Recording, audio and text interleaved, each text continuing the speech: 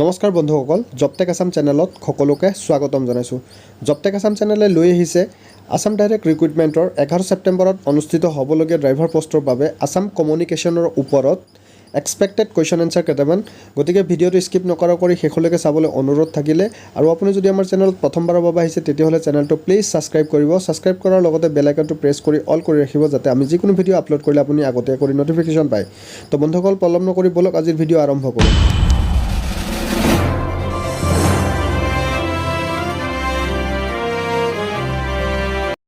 Question number 1, অসমত আধুনিক যোগাযোগ ব্যৱস্থাৰ সূচনা কেতিয়াৰ পৰা হয়? ইয়াৰ উত্তৰটো ডাইৰেক্ট দিছোঁ, অপশ্যন দিলে পাজুল হয়। গতিকে ইয়াৰ উত্তৰটো হ'ল 1826 চনত ইয়াণ্ডাবু সন্ধিৰ জৰিয়তে ইংৰাজসকলে অসমৰ শাসনভাৰ গ্ৰহণ কৰাৰ সময়ৰ পৰা।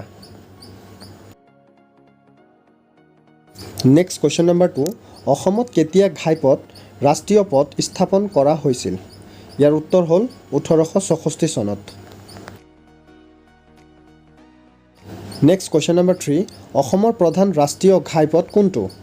ইয়াৰ উত্তৰ হ'ল 31 নং ৰাষ্ট্ৰীয় ঘাইপথ।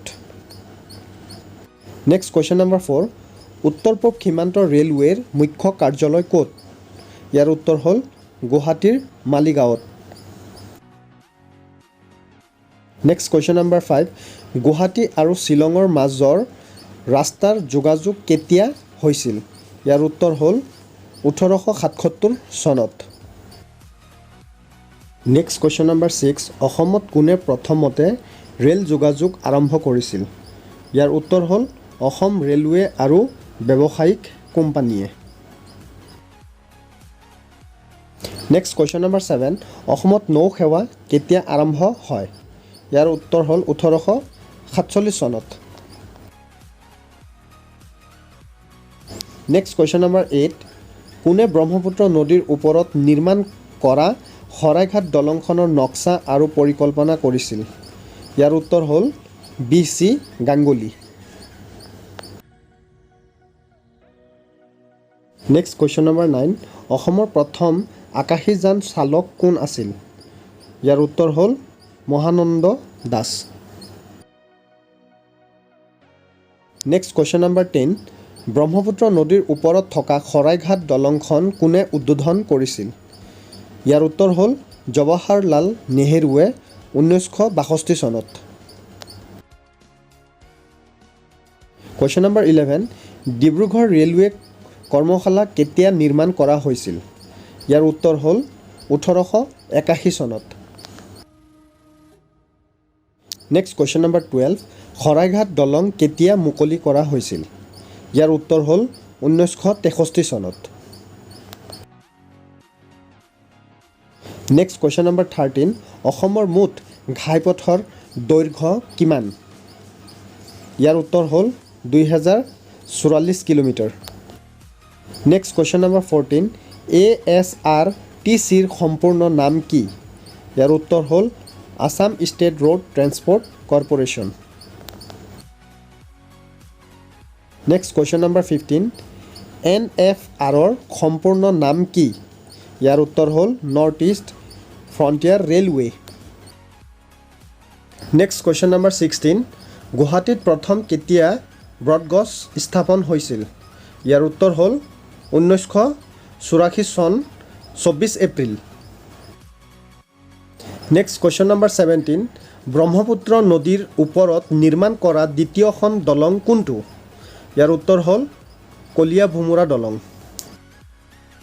নেক্সট কুৱেশ্যন নম্বৰ 18, শিলচৰৰ বিমান ঘাটি ক'ত অৱস্থিত? ইয়াৰ উত্তৰ হ'ল কুম্ভীৰ গ্ৰামত। নেক্সট কুৱেশ্যন নম্বৰ 19, অসমৰ কামৰূপ জিলাত থকা বিমান বন্দৰটোৰ নাম কি? উত্তৰ হ'ল লোকপ্ৰিয় গোপীনাথ বৰদলৈ আন্তঃৰাজ্যিক বিমানবন্দৰ। নেক্সট কুৱেশ্যন নম্বৰ 20, অসমত কিমানটা বিমানবন্দৰ আছে? ইয়াৰ উত্তৰ হ'ল 6টা। নেক্সট কুৱেশ্যন নম্বৰ 21, ডিব্ৰুগড় জিলাত থকা বিমানবন্দৰটো ক'ত অৱস্থিত? ইয়াৰ উত্তৰ হ'ল মোহনবাৰীত। নেক্সট কুৱেশ্যন নম্বৰ 22, অসমত কিমান চনত ৰেল লাইন স্থাপন কৰা হৈছিল? ইয়াৰ উত্তৰ হ'ল 1885 চনত। নেক্সট কুৱেশ্যন নম্বৰ 23, শোণিতপুৰ জিলাত থকা বিমান বন্দৰটি ক'ত অৱস্থিত? ইয়াৰ উত্তৰ হ'ল চালনীত। নেক্সট কুৱেশ্যন নম্বৰ 24, লখিমপুৰ জিলাত থকা বিমান বন্দৰটো ক'ত অৱস্থিত? ইয়াৰ উত্তৰ হ'ল লীলাবাৰীত। নেক্সট কুৱেশ্যন নম্বৰ 25, যোৰহাট জিলাত থকা বিমান বন্দৰটি কোন ঠাইত অৱস্থিত? ইয়াৰ উত্তৰ হ'ল ৰৰৈয়াত। নেক্সট কুৱেশ্যন নম্বৰ 26, অসমত টেলিফোন আৰু টেলিগ্ৰাফ সেৱা কেতিয়া আৰম্ভ কৰা হৈছিল? তো ইয়াৰ উত্তৰ হ'ল 1864 চনত। আজি শেষৰ প্ৰশ্ন 27, অসমৰ ক'ত ৰেল ইঞ্জিন মেৰামতি কৰা হয়? ইয়াৰ উত্তৰ হ'ল ডিব্ৰুগড় আৰু বঙাইগাঁৱত। তো বন্ধুসকল, ভিডিঅ'টো ইমানতে অন্ত পৰিল। আশা কৰোঁ ভিডিঅ'টো ভাল লাগিছে। যদি ভাল লগা নাই তেতিয়াহ'লে কমেণ্ট কৰি জনাব। ভালে থাকক। জয় আই অসম।